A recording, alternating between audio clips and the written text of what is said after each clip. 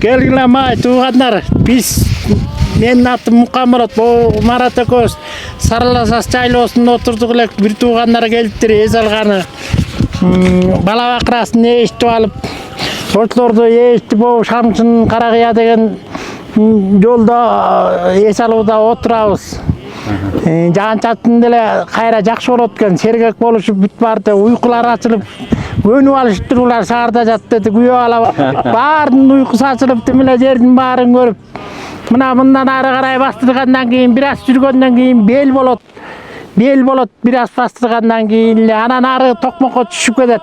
Аз эле убакытта кирип кетет. Анан ушинтип бул болсо бек турган коштун эме. Тияң эле жетиштүү экен деп. Ушундай эс алууга келгиле, шаардыктар келгиле, кыргыз эл болгондон кийин келип, ата жүргөн жерлерди көрүп, эс алып, моундай бир өсү керемет да, бир тине кымыз чип абасынан дем алып койгонуң эле керемет, бул жайлоонун өзүнүн бир керемет ал өсү. Мына айылга түшкөндө керемет башкачараак. Шаарга барганда андан башкача болуп калат. Жайлоонуку өзүнчө бир керемет, билип түшүнгөн кишиге жайлоонун кымызы менен абасы дары, тунук, бул аябагандай жакшы. Канча жаштасыз? 63-тө мына толом 60-кө ушунун 19-унда.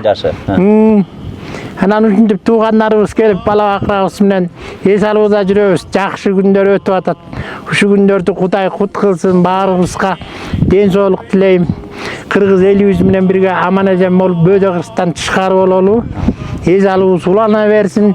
Дале келсин деп атабыз, булар да качып кетпей келип тургула деп жанталашып атабыз. Паралайбыз го.